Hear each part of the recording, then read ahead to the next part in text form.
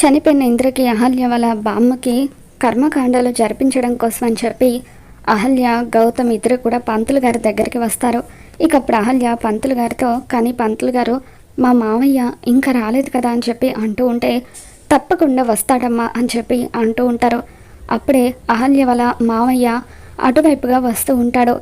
అదిగో అమ్మ మీ మావయ్య వచ్చేసాడు అని చెప్పి పంతులు గారు అంటూ ఉంటే అహల్య వెనక్కి తిరిగి చూడబోతూ ఉంటుంది. వద్దమ్మా, వెనక్కి తిరిగి చూడకు, అతను నీ వెనకే ఉన్నాడు అని చెప్పి పంతులు గారు అంటూ ఉంటారు. దాంతో అహల్య తన మొహం కనిపించకుండా చీర కొంగుతో తల మీద ముసుగు వేసుకుంటుంది.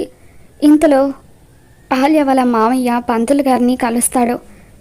వీళ్ళెవరు పంతులు గారు అని చెప్పి అంటూ ఉంటే, వాళ్ళకి బాగా కావాల్సిన వాళ్ళు పోయారని చెప్పి పంతులు గారు అంటూ ఉంటారు. దేవుడు అంతే పంతులు గారు, మనం ఎవరినైతే ఎక్కువగా ఇష్టపడతామో వాళ్ళనే మనకి దూరం చేస్తాడు అని చెప్పి అహల్య వాళ్ళ మామయ్య అంటూ ఉంటే అహల్య ఎంతగానో బాధపడుతూ ఉంటుంది. తర్వాత అహల్య గౌతమ్ ఇద్దరు కూడా కాస్త దూరాన నిలబడి ఉంటారు. అప్పుడు పంతులు గారు అహల్య వాళ్ళ మామయ్య చేత పూజ జరిపిస్తూ ఉంటారు.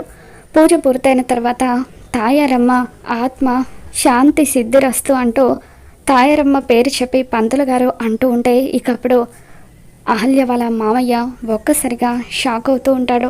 ఇక అహల్య గౌతమ్ కూడా ఎక్కడ తన మామయ్యకు నిజం తెలిసిపోతుందేమోనని చెప్పి టెన్షన్ పడిపోతూ ఉంటారు. మరి రాబోతున్న ఎపిసోడ్లో ఏం జరగబోతుందో మళ్ళీ మన ఛానల్లో తెలుసుకుందాం. ఈ వీడియో మీకు నచ్చినట్లయితే తప్పకుండా లైక్ చేయండి.